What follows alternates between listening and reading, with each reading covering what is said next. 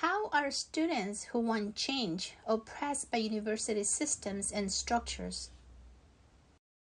My name is Evelyn Morales, and I currently reside in Vancouver, BC, on the unceded territories of the Musqueam, Squamish, and Tallawahas peoples.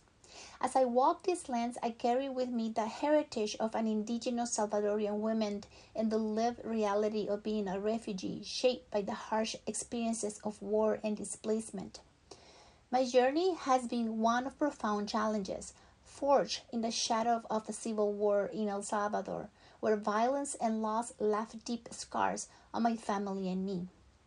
For over 12 years, my schooling was repeatedly interrupted, and we were trapped in the grip of this violence. Yet, in the last 5 years, my academic journey has become a source of strength, deepening my commitment to decolonization and the reclamation of indigenous lands. Fleeing the turmoil of our homeland, my family sought refuge in Canada, a land that promised safety but introduced new struggles. As a teenager, I was thrust into a world where the language was foreign, the culture unfamiliar, and the school hallways often echo with the stink of bullying. The trauma of war followed us, and the lack of emotional support in this new place only deepened our wounds.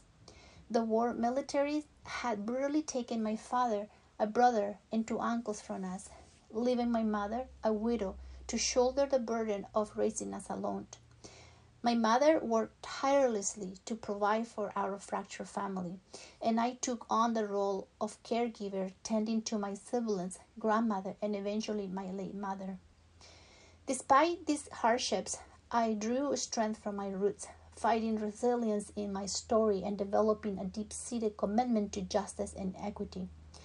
As a single cisgender woman of color living with a disability, I have faced the pervasive oppression and discrimination woven into the fabric of Western culture, but these experiences have only fueled my determination to stand against these injustices. For over 2 decades, I have dedicated myself to healthcare, managing physicians' specialist practices in major hospitals in East and West of Canada, and 15 years in a mentor role for university students. My work has brought me too close to the stories of others in crisis, allowing me to use my understanding of trauma to support those in their darkest moments. As a crisis responder and suicide prevention specialist for the province of BC, I have witnessed the critical importance of compassion, equity, and justice in healthcare, a calling that resonates deeply with my own journey. My story isn't just one of survival. It is a testament to the power of resilience, the importance of decolonization, and the unwavering belief that through our struggles we can create a more just and equitable world. As I embark on my Master of Social Work journey, I find myself reflecting on the oppressive structures within university systems, structures that often silence the voice of students who, like me, seek change. My story presentation will unfold in 2 parts. First, my storyline, empowering students through social justice, and includes 4 main sessions: what happened to me, actions I took and why, recommendations, and vision, mission, and goal. Second, I weave in reflections on these experiences, interpierced with the voices and written quotes from some of my allies, and explore the implications for the future of social work. Let's begin with the first part of my story, the storyline empowering students through social justice, and I'm going to go through what happened to me, actions and took and why, recommendations, and vision, mission, and goal. This image is a visual representation of the entangled legacy of colonialism within health, equity, and social justice frameworks. The story begins at the 2023 Summer Institute, where I first encountered the deeply embedded colonial legacies within our university's health, equity, and social justice frameworks. It became clear that the system was more interested in maintaining the status quo than addressing the underlying colonial structures perpetuating inequity. My understanding of health, equity, and social justice began at the micro-level perspective. However, at the Summer Institute was a turning point. significantly shifting my focus to a macro level understanding.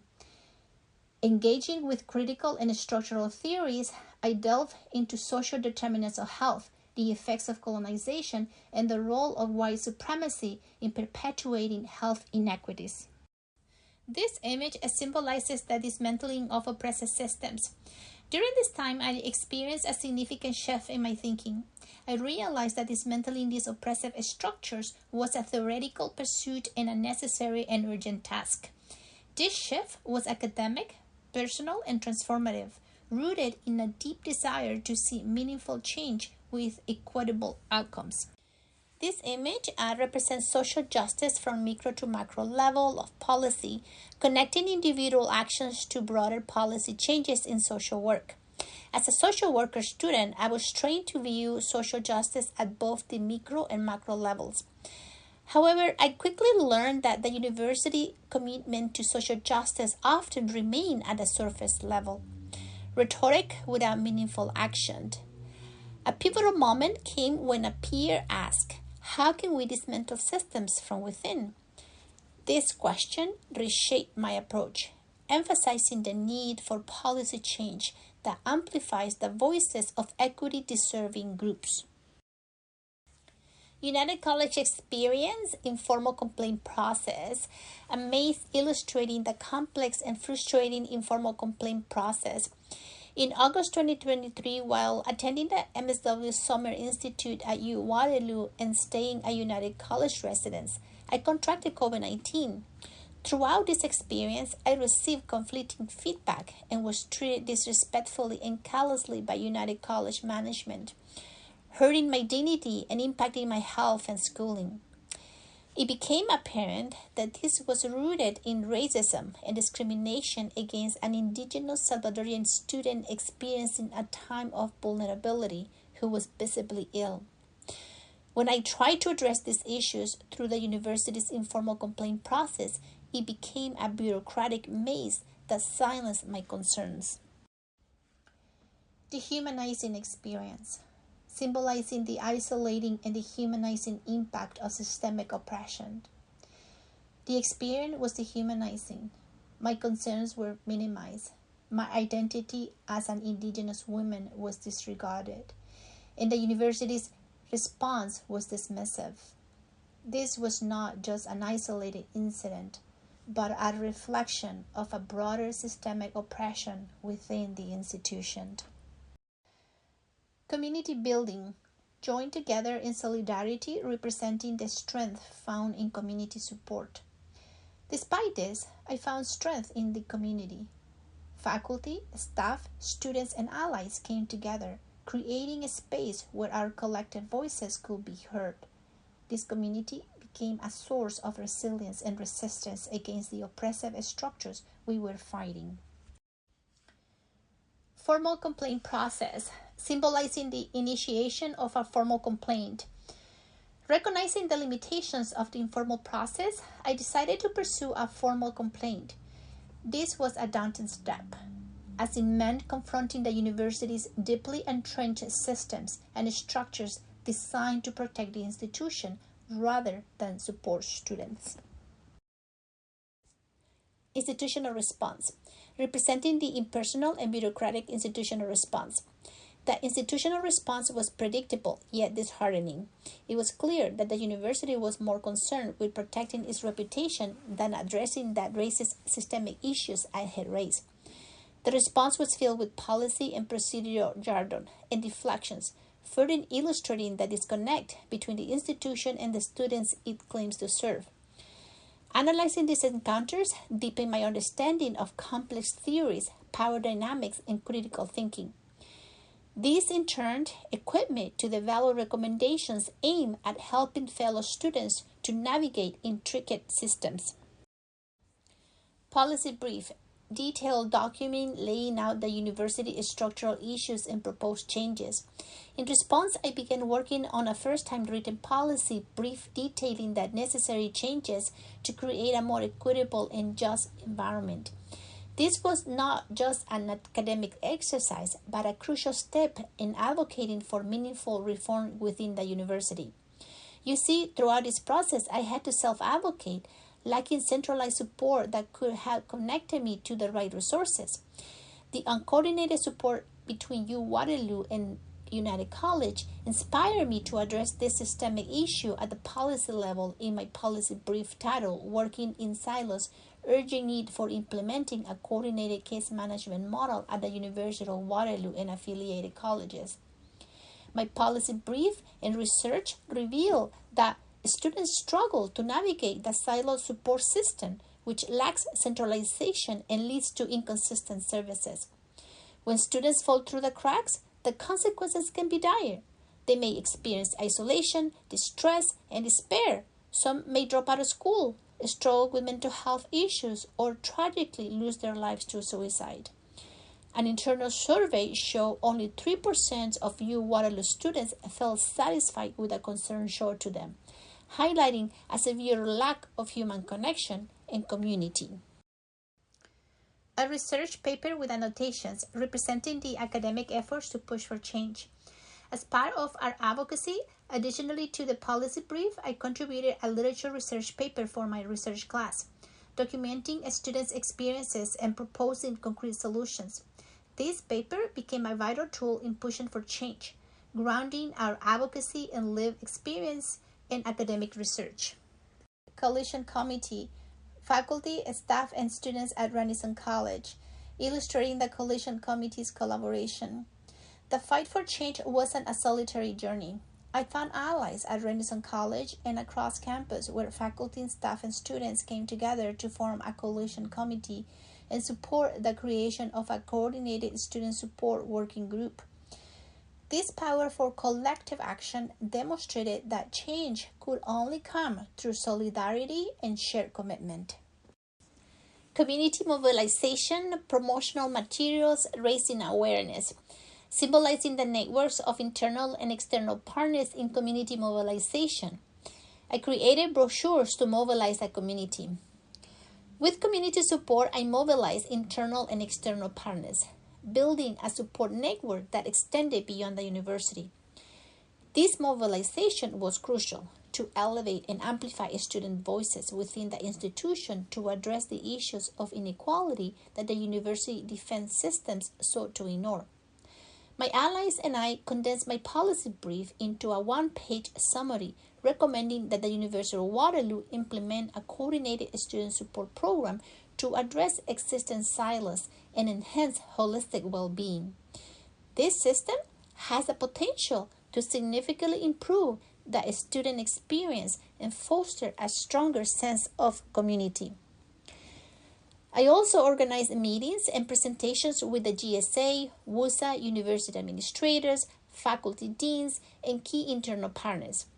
With the support of faculty, staff, and the GSA Student Association, we conducted focus groups and surveys for students, faculty, and staff.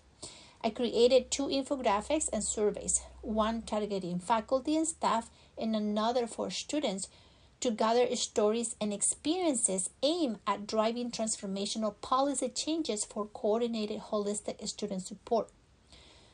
Social workers must ensure that their actions authentically engage the community and that community becomes part of the action so that we are no longer alone but are part of the big structure that is supportive of changes. This is a PowerPoint slide symbolizing the creation of a coordinated support system proposal. One key recommendation that emerged from this process was the need for a coordinated case management and student support system. This system will provide students with the necessary resources and support to navigate the university complex structures, ensuring their voices and concerns are heard. Convoluted and inaccessible complaint process, illustrating a system that doesn't allow individuals to raise concerns or grievances in a manner that is comprehensive, detailed, and open to scrutiny. Additionally, we propose a more in-depth and transparent complaint process that prioritizes students' needs over the institution's desire to protect itself. This process will be rooted in principles of equity and justice, decolonial, anti-oppressive, trauma-informed, holistic, and intersectional framework, ensuring that all students are treated with dignity and respect. A circle filled with personal reflections representing the use of autoethnographic research. The experience of ethnographic research with my partners and I highlight the importance of autoethnographic research as a tool for understanding and challenging institutional oppression. By documenting our stories and experiences, we can co-create a powerful narrative that drives change and holds institutions accountable. Representing the current silo culture. Our ultimate vision is to shift the university's silo culture towards a more unified and inclusive approach. Moving away from a silo culture, we aim to foster a sense of one Waterloo, where all university community members are valued and supported. Future of the students at Waterloo and affiliated colleges, One Waterloo. The students walking toward a bright horizon, symbolizing a hopeful future for Waterloo students. This vision isn't just about the present, but about the future of students at Waterloo and its affiliated colleges.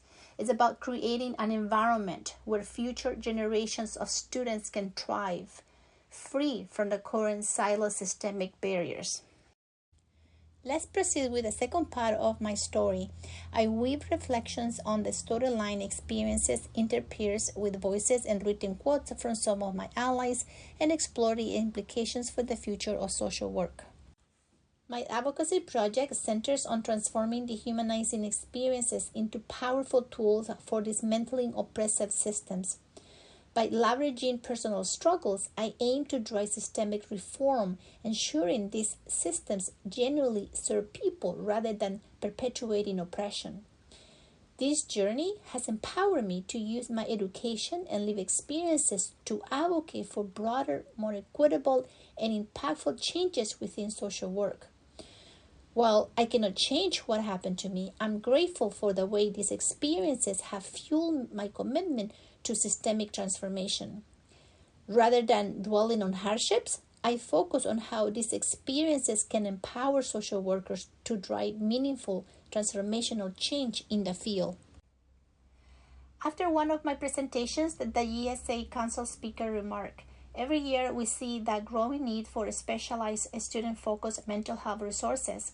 Unfortunately, these resources are often inaccessible to the students who need them the most, underscoring a significant issue in how we address these challenges."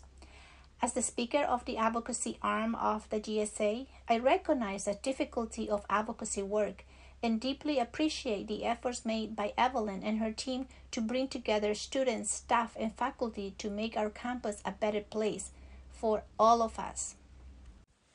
My experience wasn't just poor customer service. It was a clear example of how marginalized students' experiences are systematically invalidated.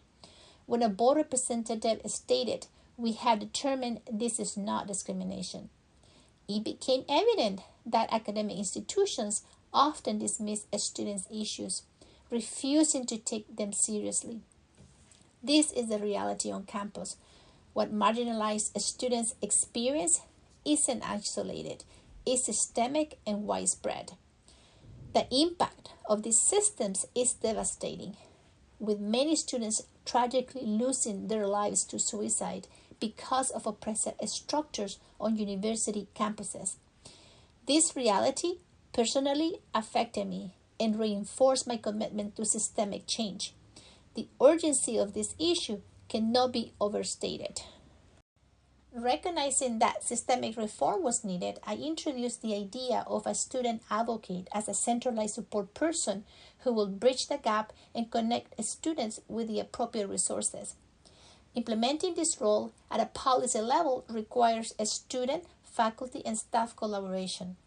Their experiential knowledge and first-hand documentation are essential for informing systemic policy changes needed to create a more supported environment.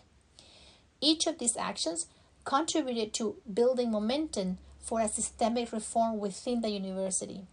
The introduction of a student advocate role is intended to address immediate needs and foster long-term change by bridging the gap between students and necessary resources. Dr. Chizuru Novojelani, my policy course instructor, emphasized the importance of this work, stating, Policy should be about justice and equity, and your work represents just that. Your dedication to student wellness will always stay in my heart and guide me how to care for students in academy. Sincere gratitude for allowing me to be part of this journey. Dr. Navajalani's encouragement reinforced my commitment to this advocacy. Policy development must involve the community it impacts, and I prioritize consultation to ensure the effectiveness of my recommendations. During these discussions, internal partners shared their burnout and frustrations about the silo system that failed to support students adequately.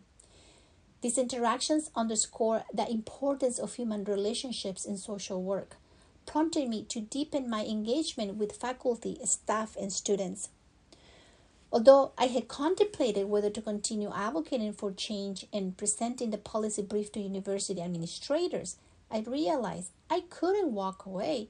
I believe in the power of standing firm, a conviction deeply rooted in my upbringing and values. Ethically and morally, my professional and personal commitment as a social worker compel me to remain engaged and advocate effectively for others. We must foster collective care for communities based on consent and respect. This spring and summer months, university students participated in encampments as a form of a collective grief over the genocide in Gaza. Unfortunately, the university's response to these encampments dismissed the students' expressions of grief, exposing a broader pattern of institutional resistance to change. Marginalized students, particularly those who are racialized, face ongoing invalidation and erasure of their experiences. Recently, I learned of two students who, while striving to foster systemic change, tragically took their own lives. Despite their potential to inspire change, these students were punished and silenced by the very institutions meant to support them. This highlights the importance of advocating for change, which is why my personal experiences and observations compel me to continue advocating for equitable change. In my recommendations to the University of Waterloo, I emphasize learning from external partners who had successfully implemented case management systems at other universities such as Ottawa, Western, McGill, Manitoba, UVic, and UBC.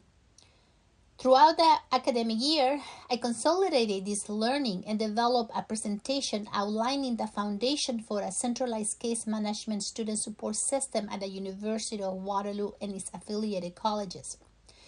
In August 2024, I shared this presentation with the university's internal partners and administrators.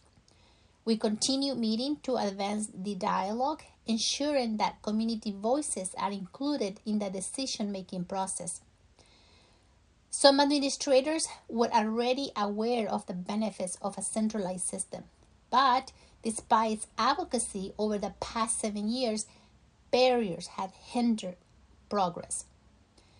This finding aligns with the perspective of other faculty, staff, and students who also see the importance and benefits of centralized student support and are prepared to support the initiative. After months of advocacy and dialogue, I was heartened to see progress in October 2024 when university administrators updated us on the creation of a new role, Director of Student Decision and Policy Support, dedicated solely to coordinating case management. This is a significant step forward, and I am optimistic about its potential to improve student support. The goal is to formalize and enhance case management and establish a centralized, coordinated support system. And in the future, there may be opportunities to expand this role into a team. The power of advocacy in social work lies in reconnecting people with the fundamental principles of human rights and dignity. It's about ensuring that humanity and dignity are not just acknowledged, but amplified in every aspect of our work. At the University of Waterloo, this means advocating for students whose rights have been violated and whose dignity has been neglected, ensuring they have a voice. Through these efforts, we can build a community where every student feels supported and valued. It is a challenging task, but one that is undeniably worth the effort. It is imperative that university leaders and educators actively work to dismantle oppressive systems by implementing policies that ensure equitable student support. Every one of us has a role to play in building a more equitable and compassionate academic environment. To meet this need, we require a coordinated care access system and strong student advocacy at all institutional levels. I'm deeply grateful to everyone who has supported me throughout the journey. This work has been a labor of love and a profound personal and professional exploration. It would not have been possible without the encouragement, guidance, and support of many incredible individuals. First and foremost, I want to express my deepest gratitude to my mentors and advisors. Your wisdom, patience, and dedication have been instrumental in shaping this advocacy project. I'm also profoundly grateful to my family, friends, and colleagues who have stood by me through the challenges and triumphs of this journey. I owe a debt of gratitude to the campus community I have had the privilege of working with and learning from. Thank you for sharing your stories, your strength, and your resilience. This project is as much yours as it is mine, and I'm committed to continuing our collective work of advocating for justice, equity, and systemic change in social work. Finally, I want to acknowledge the spirit of those who have inspired this work, those whose voices have been silenced, and whose struggles have been overlooked. This project is a testament to the power of turning pain into purpose and using our experiences to challenge and dismantle oppressive systems. This dismantling has come with the announcement that there will be a coordinating case manager joining the University of Waterloo. This would not have been possible without all the joint efforts from administration, staff, faculty, and students. I'm grateful to have been a part of this journey for change and social transformation. As we continue this journey, I'm grateful for the opportunity to stand alongside those committed to justice and equity. I remain hopeful that together we can create lasting systemic change in a compassionate world. Thank you all for sharing this journey with me.